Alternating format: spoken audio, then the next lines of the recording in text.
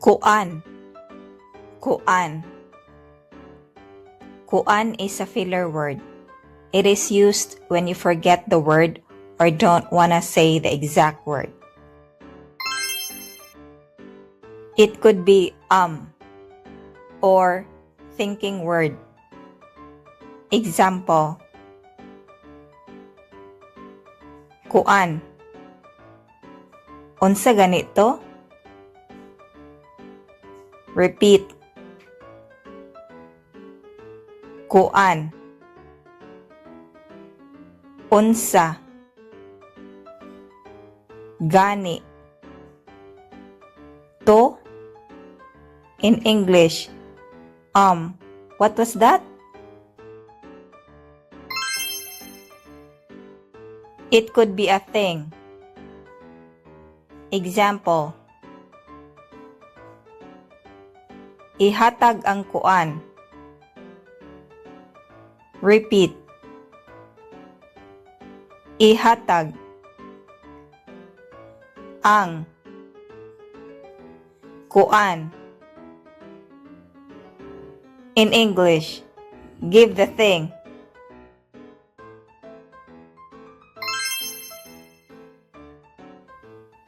It could be something. Example, naakoy kuan. Repeat. Naa. Koy. Kuan. In English, I have something.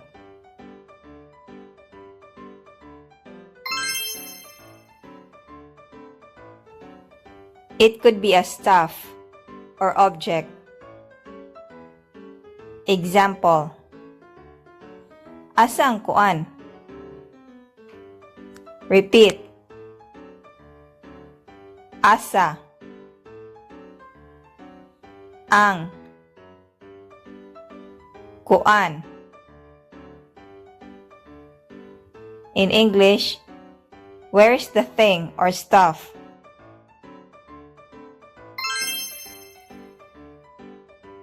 It could be an action. Example, gikuan niya. Repeat. Gikuan niya.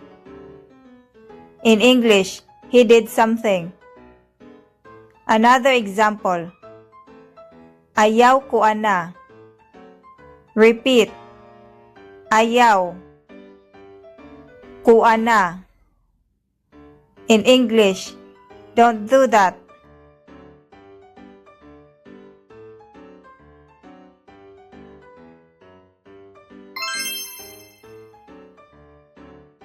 It could be a place or location.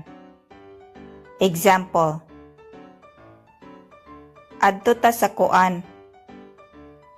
Repeat. Adto. Ta. Sa. Kuan. In English, let's go to that place.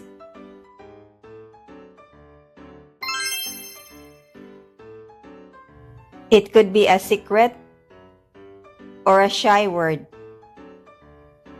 Example, nagkuan sila. Repeat.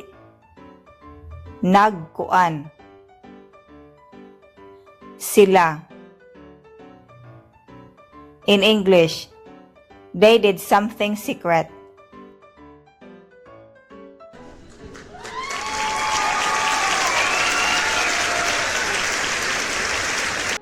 Well done! Maayo kaayo!